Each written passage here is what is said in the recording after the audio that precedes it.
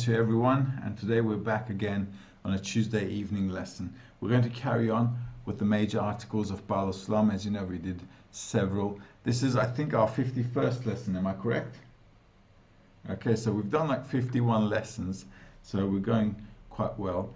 As we move forward and do more and more articles, I think on top of the Education Center lessons, we'll be able to add some more meat and some more juice to the study, and accordingly we're going to discover more and more how we can integrate ourselves into the flow of life, flow of nature, laws of nature, and actually decipher how the whole of reality works and integrate and flow with it. So today we're going to study once again a very special article by Baal Islam. It's called Peace in the World.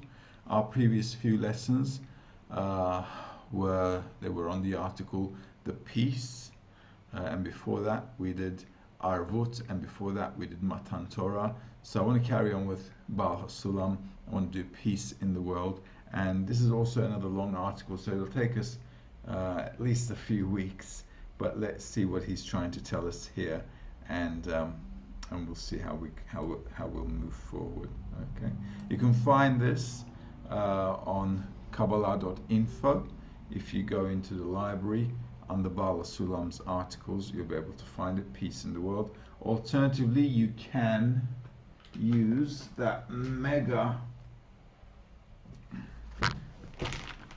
this mega book, okay, Kabbalah for the Student.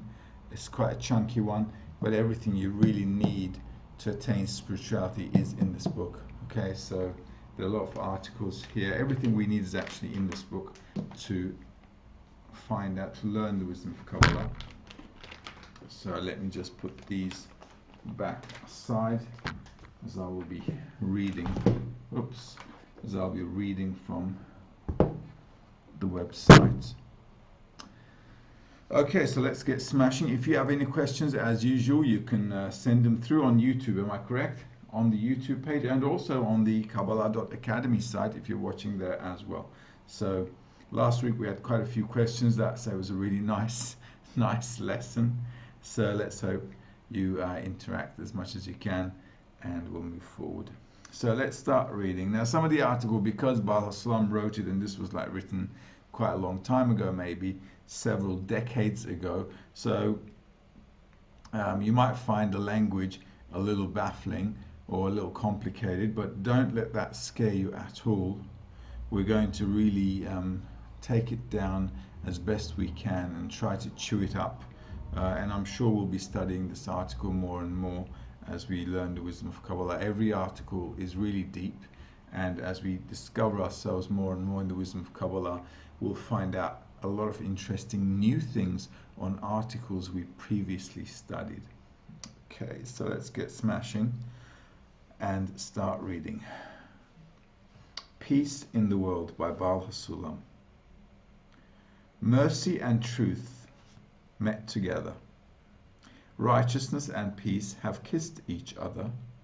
Truth springeth out of the earth, and righteousness hath looked down from heaven.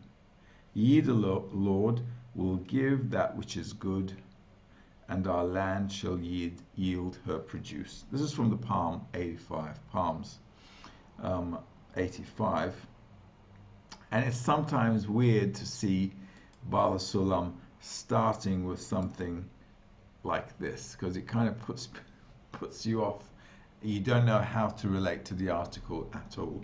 But this shouldn't be a problem for us. Let's just go down, and the reason Kabbalists sometimes start articles from pieces from authentic Kabbalistic books is because they want to put across a point, and they want to make sure that it's related to something that was taught before. So every Kabbalist is actually teaching the authentic wisdom of Kabbalah, and the way they show that is they relate it to something that was previously written and taught, and now Baal Islam's taking that and kind of delivering it for the 21st century or the 20th century, because he was in the 20th century. So what we want to do is really study it and kind of bring it down to a more reasonable, understandable level for the 21st century, because that's what a Kabbalist really does. He takes authentic Kabbalistic sources and teaches them according to the generation. And this is exactly what we're doing in the Education Center as well. So let's read a bit more.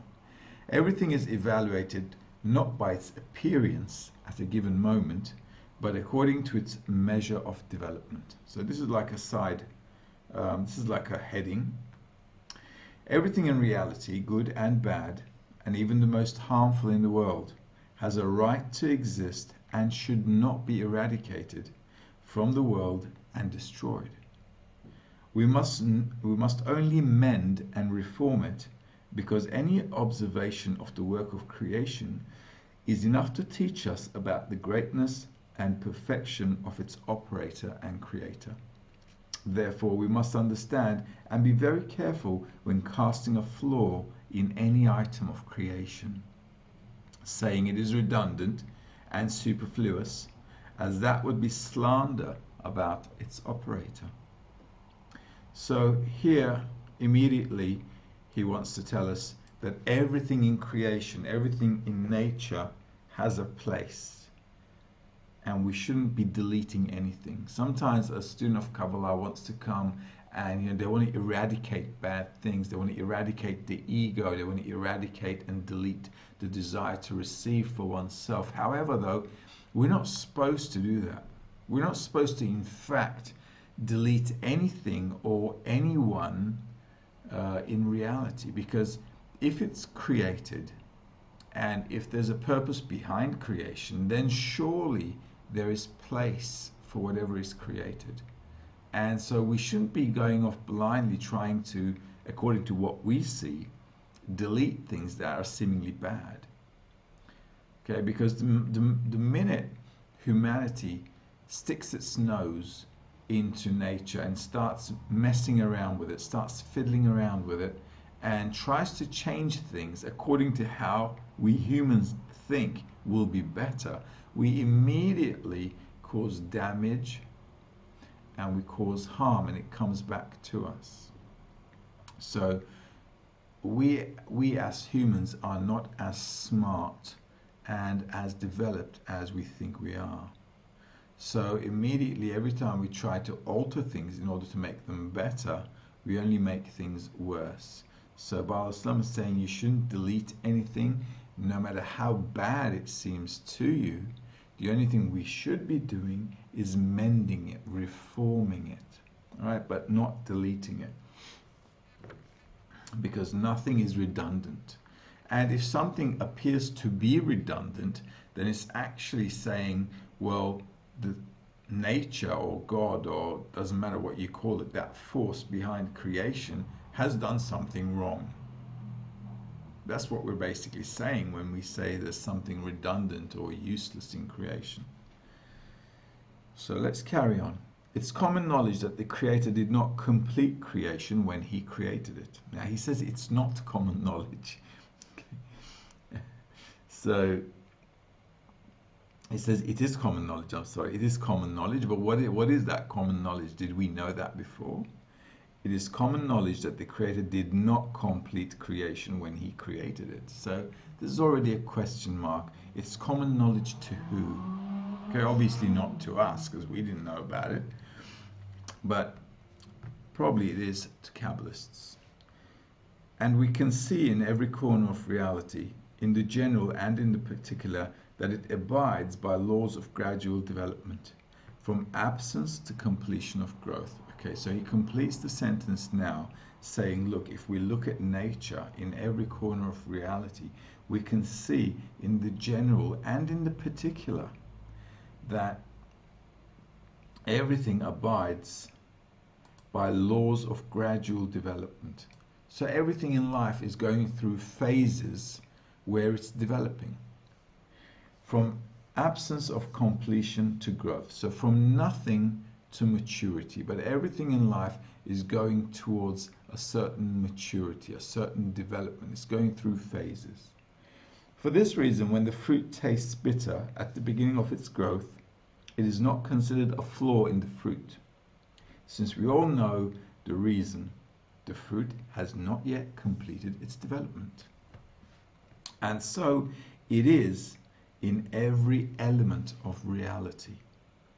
When some element appears bad and harmful to us, it is but a self-testimony of that element, that it is still in the transition phase in the process of its development. Hence, we cannot decide that it is bad, and it is not wise for us to cast a flaw in it. So basically, in reality as well, he's saying until we see the end of its development, there's nothing really to comment about. I mean, what do I know about an unripe banana if I haven't eaten a ripe one and know the difference?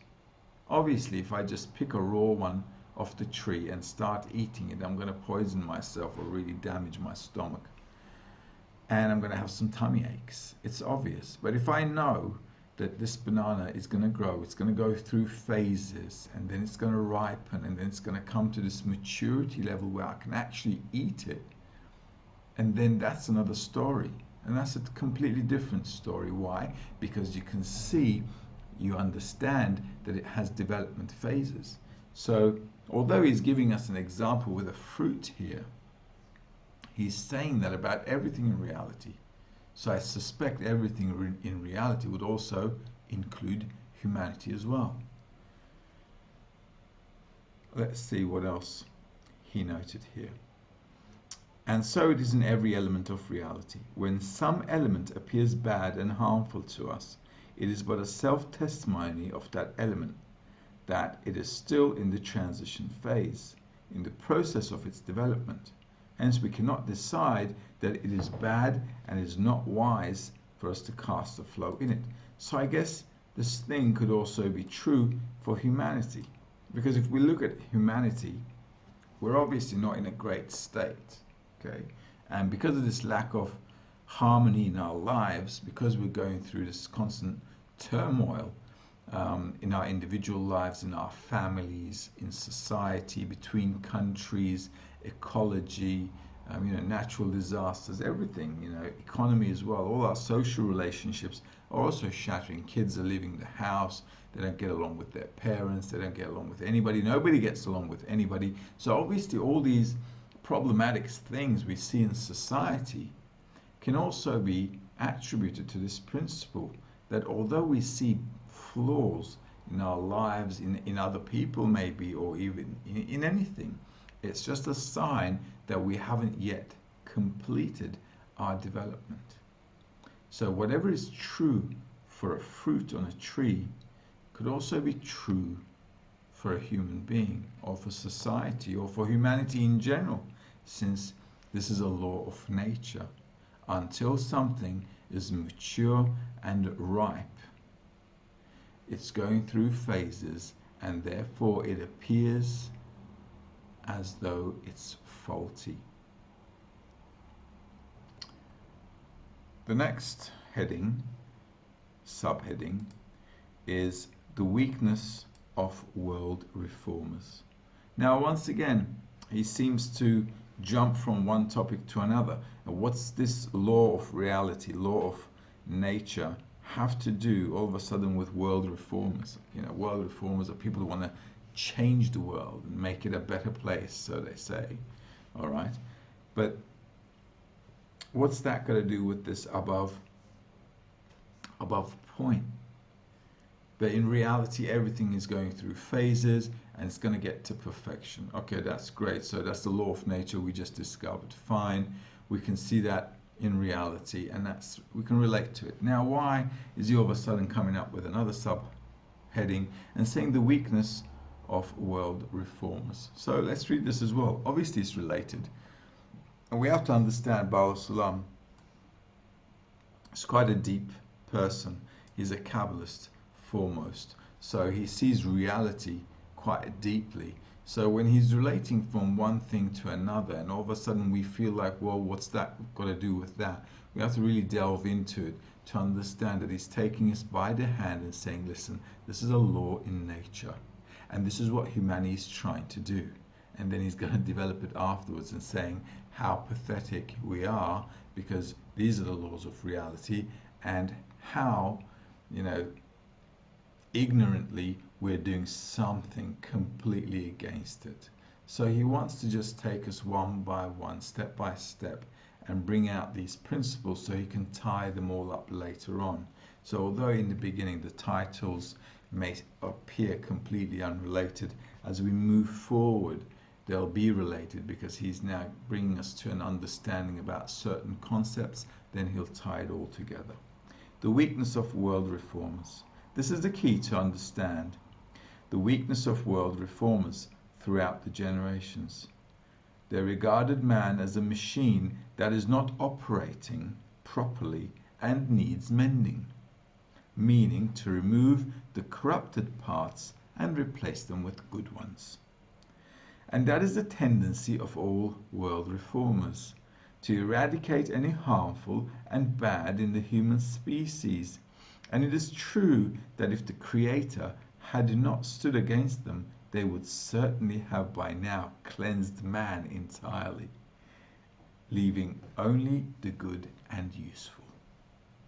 But because the Creator meticulously watches over all the elements in his creation, not letting anyone destroy a single thing in his domain, but only reform it and make it useful and good, all the reformers of the above mentioned kind will vanish from the face of the earth, and evil inclinations will not vanish.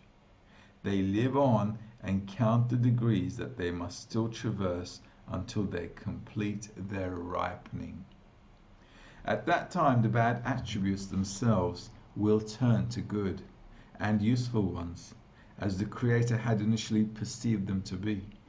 Like the fruit on the tree that sits and waits and counts the days and months, it must still wait before the completion of its ripeness, at which time its taste and sweetness will become evident to any person. So you probably wondered in life why bad people seemingly get away with everything and good people always get beaten up, or they lose, okay? Or good people tend to be or seem to be weak, but evil and bad doers and those who are smart and conniving always seem to get their way. Well, simply because this is how reality works. Because evil was the only thing that was created by the Creator. The Creator did not create good. He created only one thing, evil. And he's not going to let humanity destroy what he created. So evil has to develop, come to a certain maturity, and beyond that maturity it needs to be transformed, and then it can serve the purpose of creation. But until then, evil will grow, as it has been growing for centuries. So there's nothing weird here at all. It's quite logical. So while some is saying, well, look, although humanity is trying to make things better, the Creator will not let them make it better. Simply because this evil has to grow, it has to mature up, and it has to come to a level where it can serve the purpose of creation. The next subtitle is Rewarded, I will hasten it, not rewarded in its time. We must know that the above mentioned law of development, which is spread over the whole of reality, is guaranteed to return all evil to good and useful acts through the power of the government of heaven above, meaning without asking permission from the people who inhabit the earth. However, the Creator placed knowledge and authority in the hands of man and permitted him to accept the above mentioned law of development under his own authority and government, and handed him the ability to hasten the process of development as he wishes, freely and completely independent of the boundaries of time. It turns out that there are two authorities here, acting in the above-mentioned conduct of development. The one is the authority of heaven, which is sure to turn anything harmful and evil to good and useful, but that will be in due time, in its own way, in a floundering manner, and after a long time. And then there is the authority of the earth, and when the evolving project is a living being, it suffers horrendous torments while under the press of development, a press that carves its way ruthlessly. The authority of the earth, however, is comprised of people who have taken this above-mentioned law of development under their own government and can free themselves entirely from the chains of time, and who greatly accelerate time, the completion of the ripeness and correction of the object, which is the end of its development. Such are words that our sages said about the complete redemption and complete correction of Israel. And thus they clarified the verse, I, the Lord, will hasten it in its time. Rewarded, I will hasten it, not rewarded, in its time. Thus, if Israel are rewarded and take the law of development, that their bad attributes must go through in order to invert them into good ones, they will bring it under their own government. In other words, they will set their minds and hearts to correct all the bad attributes in them and turn them into good ones by themselves. Then I will hasten it, meaning they will be completely freed from the chains of time, and from now on this end depends on their own will, meaning only by the greatness of the deed and the mindfulness, thus they hasten the end. Okay, so let's pause here for a moment. Okay, and just take it back. Rewarded, I will hasten it, not rewarded in its time. So here the Creator has a principle saying, listen, at the end of it all, creation, reality, humanity, everything will come to a ripe state as I see fit. That's what the Creator is saying. And that state is called in its time. And this phase, which actually the majority of humanity is going through, is in its time. So it's like a fruit sitting on the tree, waiting on the tree, and just over days, weeks, months, ripening up. Now, humanity going through that same thing, called in its time, is horrific.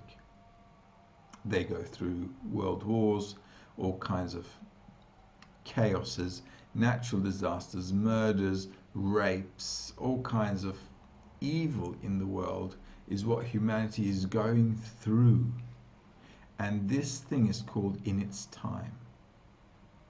So if humanity flows with what nature brings us or what life brings us, then unfortunately we're just going to go from suffering to suffering, and those sufferings will get ever worse, because according to that, according to the ripening of the sufferings of the evil that explodes in society or in our lives, then we start to get on track towards purpose of creation. But here it says, well, there are two paths.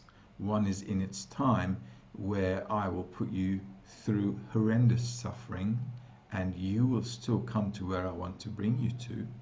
Or, well, there's the path of the earth, which means you can actually take the development into your own hands and come to the purpose of creation by your own effort. Should you choose to do that, I will free you from the reins of time, set you free. You can develop as fast as you like without going through a lot of turmoil, without going through all the sufferings. and you will be consciously developing in a nice way. Your failure to do so means you will carry on developing still in any case, but I'm going to make your life really hard. Basically, what we read is telling us that. And we can see how humanity's life is really hard, actually. And from day to day, it's going to get harder. It's not going to get any better. Life has never gotten better. It's always coming with a lot of its problems. You could say, but hey, we're living much better off with respect to what, 100 years, 200 years, 300 years. Yeah, in a way. But if you also look at the statistics, our happiness is going down. So yeah, we have much more. Life is easier. We have a lot of more things, but we're not happy. We haven't made ourselves more happier than a few hundred years ago. Not at all. Quite the opposite. As we've developed, we begin to realize that we're more depressed. We're more unhappy with the way the world is going. So there are two paths of development for humanity. Either way, we're going to get to the goal. There's no doubt about that. Just like a fruit on the tree ripens up and gets mature and becomes a good, nice, juicy, tasty fruit, we're also going to get there. However, though, we can either do this the nice way or we can do it the hard way.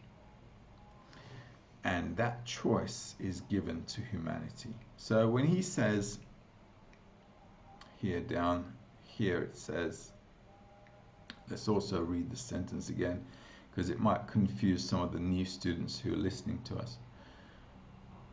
Here it says, such are the words that our sages said about the complete redemption and complete correction of Israel. Now, Israel comes from the words Yashar El Israel. Okay? Yashar means straight, El means God or the Creator. So any person on the planet, okay, it doesn't matter what religion, race, country you're from, it doesn't matter. Any person who directs himself or herself towards the Creator, towards attaining the attributes of the Creator, towards getting to the purpose of life, that individual is called Israel.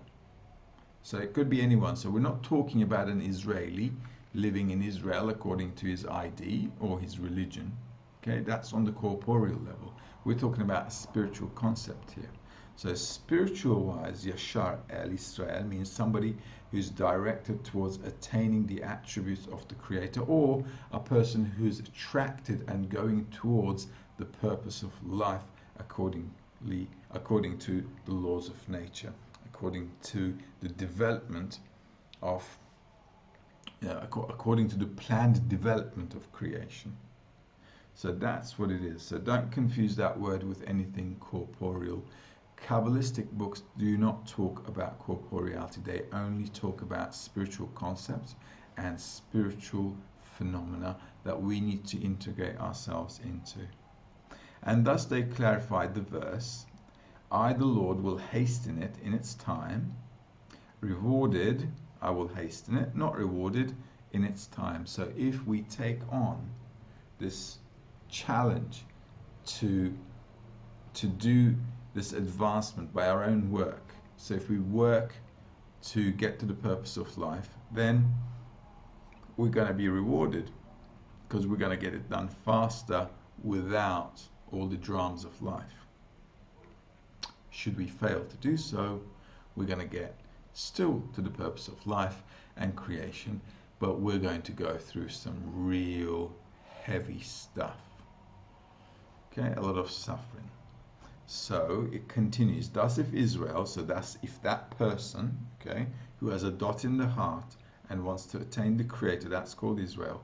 So if Israel, that person, or a group of people, okay, so we're studying in a group, so if Israel, if that group of people are rewarded and take the law of development that their bad attributes must go through in order to invert them into good ones. So if we study, if we discover our bad and we want to convert that, revert it into good ones, invert them into good ones, they will bring it under their own government.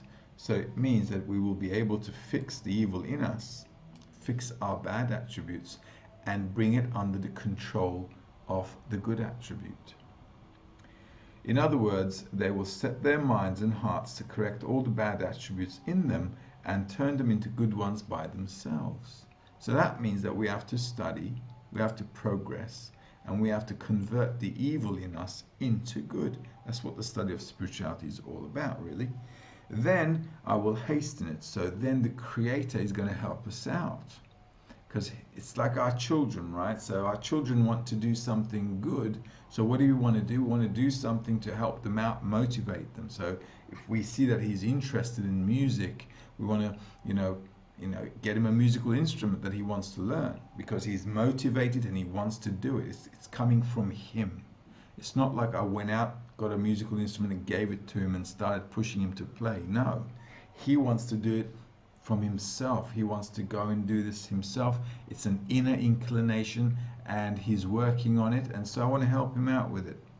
Same here. So if we voluntarily take on this task of correcting ourselves and turning our bad attributes into good ones, then the Creator is like, well, these guys are trying to do the right thing, so why don't I just give them a hand? Really the same kind of thing. And that's what it means when he says, I will hasten it, meaning they will be completely freed from the chains of time. So it means that we're not bounded by time. It means we're actually free. Because if you think about it, like in the law of nature he described for us at the beginning, if we wait, we could be waiting for years until all this evil comes out, gives us all kinds of troubles, pain and suffering, until it all of a sudden dawns on us that we want to change it. So sufferings tend to awaken a person. It brings a person to ask the question. So rather than going through all this in its time phase, any person who wants to start working ASAP has the opportunity to bypass all that suffering in corporeality and advance consciously. And that's the benefit of studying the wisdom of Kabbalah, because in any case there's a purpose to creation and everybody is gonna get there. Question is, how much suffering are you willing to take? And from now on, this end depends on their own will, meaning only by the greatness of the deed and the mindfulness. Thus they hasten the end. So depending on our effort, everything depends on how much work we put into it. This is the same thing in life as well. If you want to be good at something, you put a lot of effort into it. So the Kabbalists are saying, listen, if you want to be a Kabbalist, if you want to ascend in the ladders of spirituality, discover the Creator, discover everything behind creation, you have to adapt yourself to the Creator's reality. So in order for you to do that, well, you're going to have to put some backbone into it. You're going to have to work on it. So this working on it is called the effort and studying the wisdom of Kabbalah. But if they are not rewarded with developing their bad attributes under their own authority, so if we don't take the responsibility to develop ourselves consciously, then what will happen? But leave it under the authority of heaven, if we leave it to the Creator, they too are certain to attain the end of their redemption and the end of their correction.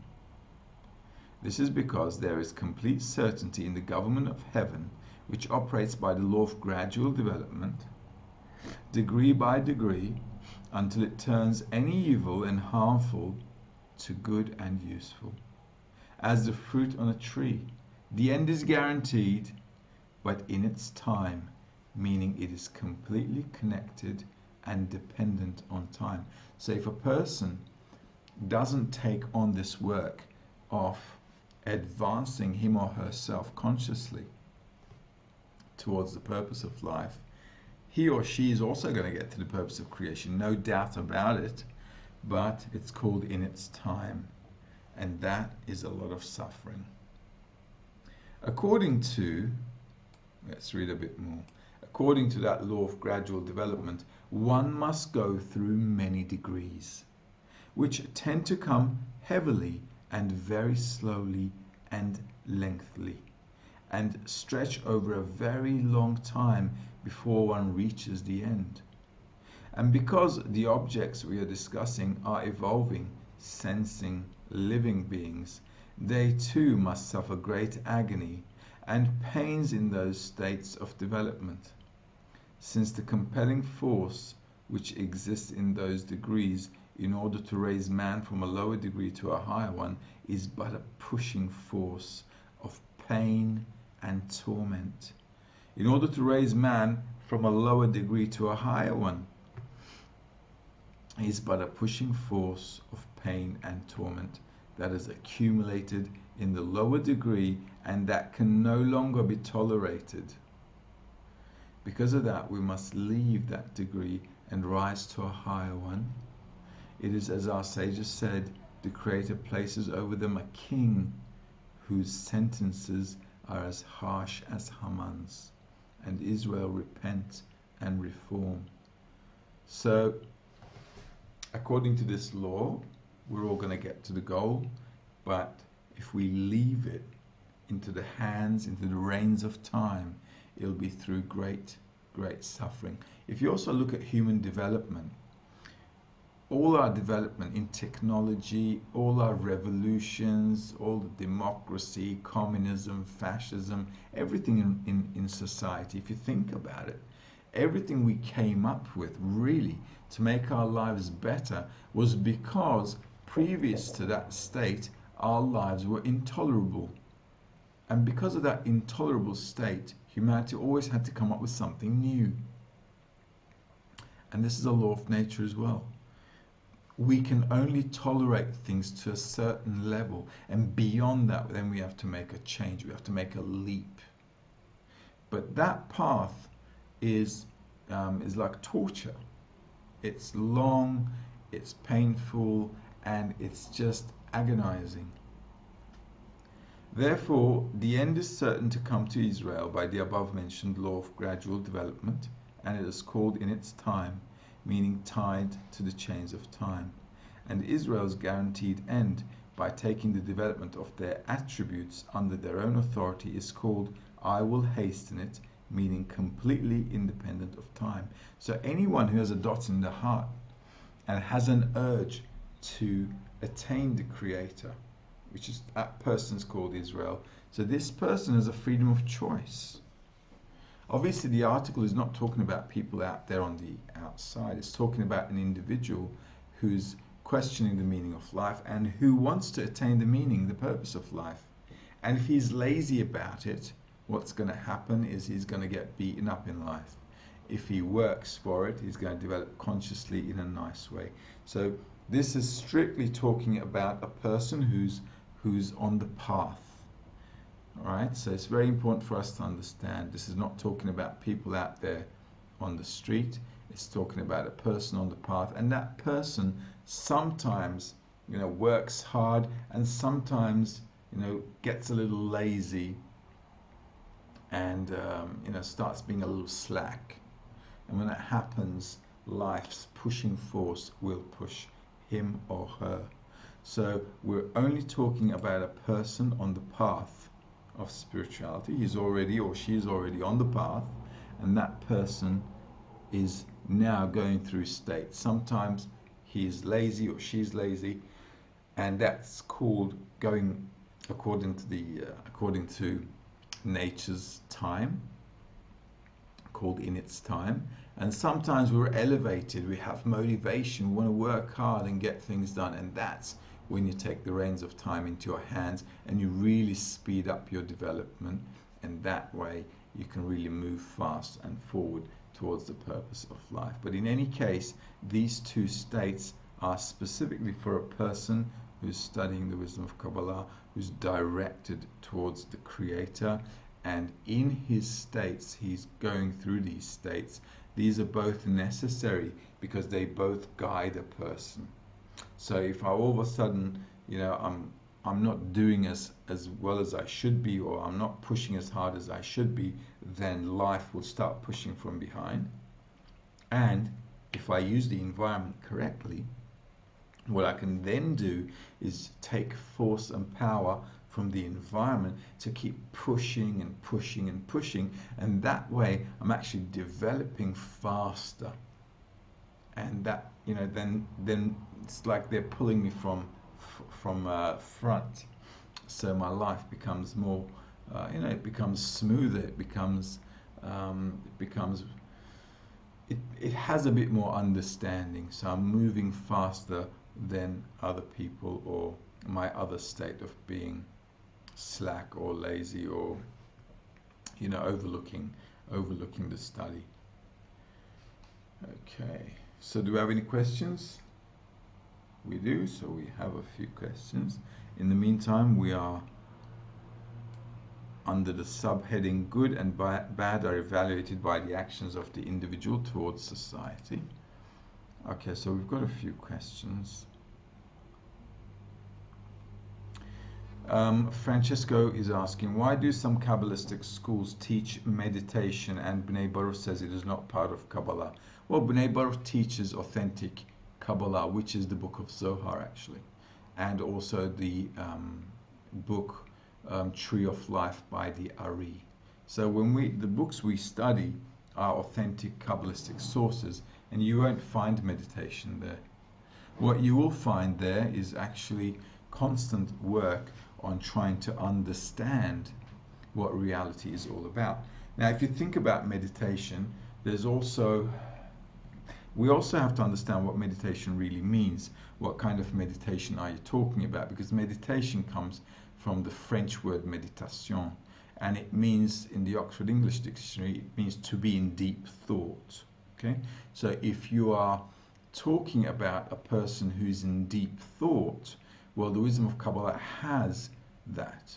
Okay, in the wisdom of Kabbalah, we're constantly being in deep thought. We're constantly scrutinizing the states that we're going through.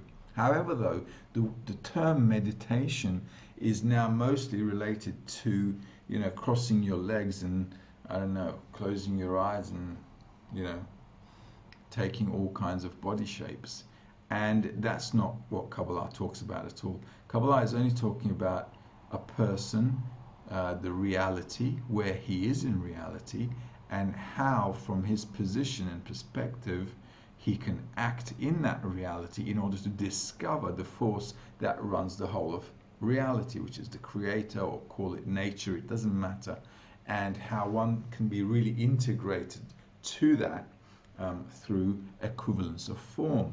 So when you're talking about meditation, we have to first of all understand what your meaning is.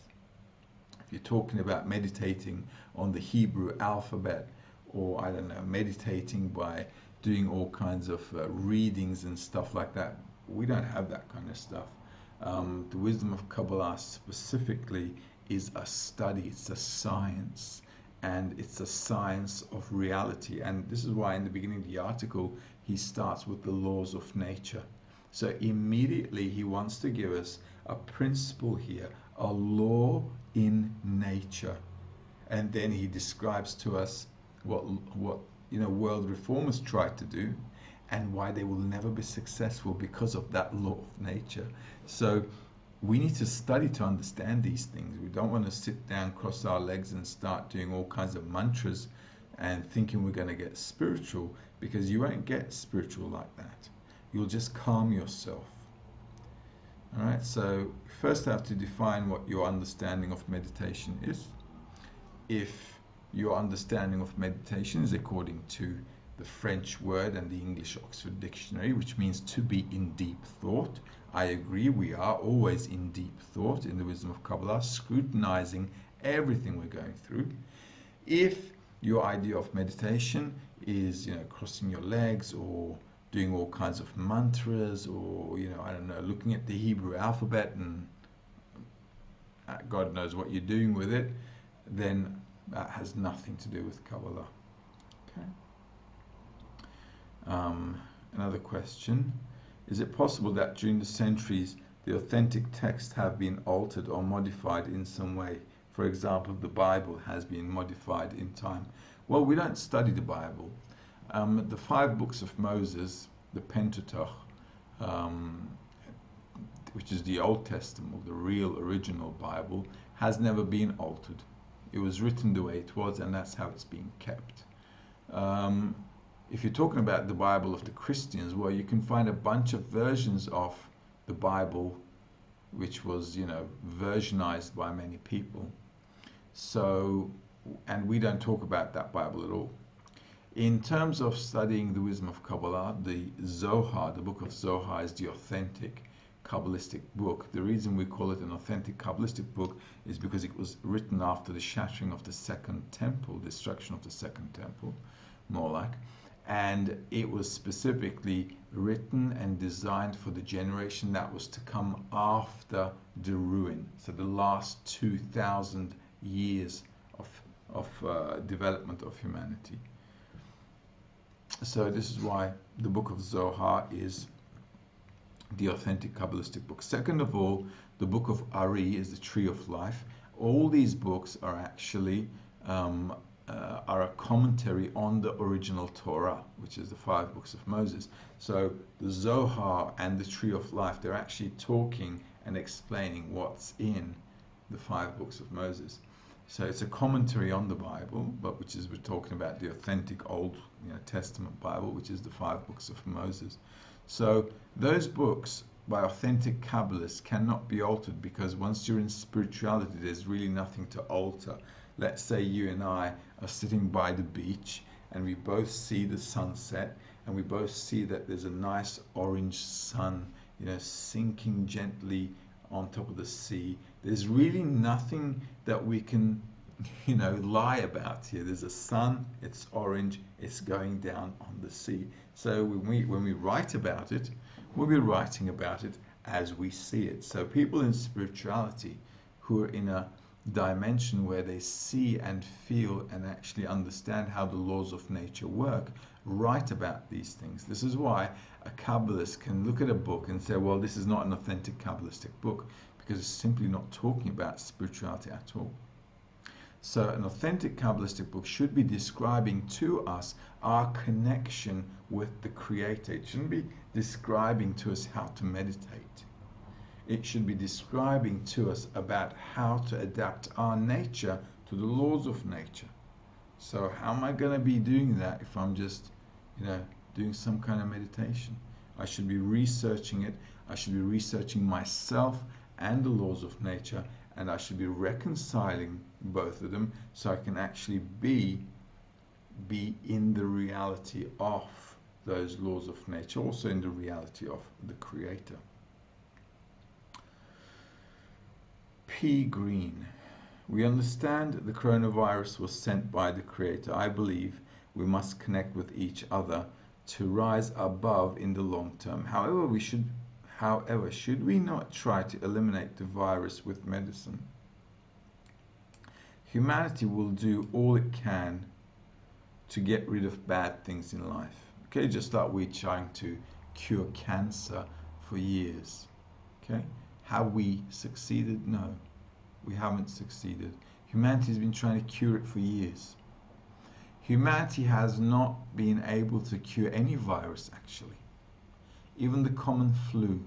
Still, every year, about 650,000 people die of the common flu. Do you know, the regular flu? And not the coronavirus or any other nothing special, the regular flu. So we haven't been able to really correct and change anything. We haven't been able to fix anything. So should humanity try? Well, humanity should look at what it's done, and should also look at, was it able to do anything about it? What has occurred in our lives in terms of our sicknesses, and have we been able to do anything about it? Well, no, we haven't been able to do anything about it. We haven't been able to fix really anything, except a few things, with injections and stuff, and that's it. So I'm not saying humanity shouldn't find a cure, but humanity trying to find a cure doesn't solve the problem, because they'll find a cure for the coronavirus, let's say tomorrow, and then we'll get another virus next week. So this thing is an ever-going cycle. So finding a cure to any virus, is not really going to help humanity's situation unless humanity understands that our nature is incompatible, is not compatible, is completely opposite to the laws of nature. And because it's opposite to the laws of nature, we're always in a battle with nature. So nature has to hit us back. So if we go back to the old way of life after this virus, even if we find a cure for it, well, nature will just give us another virus, and then another one, and then another one, and until we just go nuts with viruses. So it's not the core of the problem. They're not fixing the real reason for the problem. The real reason for the problem is humanity's egoistic nature in wanting to use, abuse, and take everything for its benefit, and constantly fighting with others, killing each other, trying to have more than others, and killing everybody else in the process. This is all our wars in humanity are why? Because I want to have what you have. That's it. It's not enough for me to have what I have, for you to have what you have, but no, I've got to kill you and get yours as well. So humanity is actually the real virus on the planet that needs to be fixed. The virus is not the coronavirus. The virus is humanity, and nature is fixing us. And it will do more to fix us. We will have suffering if we choose not to change voluntarily. Francesco is asking again, if we wait for humanity in a person and in the meantime they become mature into murders, do we wait until they develop further into their serial killers? Oh, let me read that again.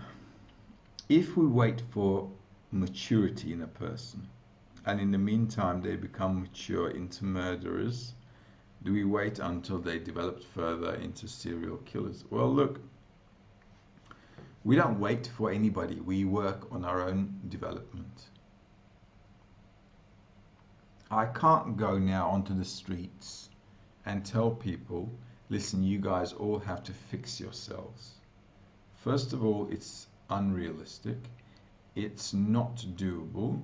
And people will think we're crazy, and they'll be right thinking so. And fourthly, we'll be lucky if we escape with our lives, okay? Because people don't want to hear about these things. So a person who's studying the wisdom of Kabbalah wants to change his own perception. So our entire work and study is actually how we can change ourselves, not others. So we're not really waiting for any murderer to turn into a serial killer. We're just focusing on our evil attributes. We want to discover them and we want to fix them, and we're focusing only on that.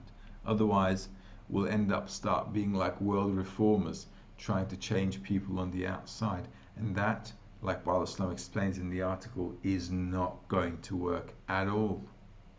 Not at all. This is why all these good people end up dead. And all the bad people seem to get their way. It's true. It's how it exactly happens. How can we reconcile our daily corporeal life with a spiritual life? Well, it's hard to do that, so I'd leave it separate. In our corporeal life, you have to do what you need to do to survive in terms of having a normal life. Okay? So all of us in the wisdom of Kabbalah who study with Bnei Baruch, we all go to work. So all of us go to work, we all have families, kids, so we have responsibilities, right? Those things are corporeal, and we take care of them as best as we can according to our needs. And the rest of our free time, we devote that to our spiritual development, because we want to discover, we want to find out what we're living for, we want to know the purpose of life, and we want to advance towards the purpose of life, rather than leaving ourselves in the hands of the flow of life called in its time, and bring upon ourselves even more horrendous suffering. Because as you can see, humanity, now it's the coronavirus, soon it'll be something else. It'll just get worse. We'll see the economy won't be doing any better either. The economy will just collapse. Okay, governments will have to find a way to fix everything up. All the debts of everyone, you know, who's going to pay all this debt? All the countries are in debt. Who's going to pay it? Nobody has any money to pay anything, so we're going to have a, you know, restart. So humanity needs a restart button, and looks like nature pressed it for us. So we're, you know, going into this shutdown mode, and afterwards we're going to go into the restart mode, and then we're going to have a new upgrade on the software. If we choose to do that, it'll be better for us. If not, we're going to go through even more problems as humanity. All right, great. It's nice to have some questions. Nice to see Francesco and Green again here this week as well. So today we've come to the end of our lesson. We'll continue with this article as usual. Good and bad are evaluated by the actions of the individual towards society. That's where we stopped. Okay, so make a note of that. So next week we'll carry on. It's a really interesting article. It'll bring a lot of insight to us as students of Kabbalah into how we should look at reality. It's really going to give us a new perspective. It'll widen our scope a little bit, and we'll begin to see things a bit more clearly. So I hope you enjoyed the article so far. We've still yet to finish it. Like I said, it's quite a long one, so it'll probably take us a few lessons and a few weeks to get through. But like I said, it's an essential article, and as you can see, we're adding to those previous articles Matan Torah, Arvut, Peace as well, and that's really going to give us a good Baal HaSulam foundation, and then we'll be able to really understand our place in life and how to work from it as well. In the interim though, have a great evening or a day, depending when you're watching it, watching this lesson. All the best. Take care. Bye now.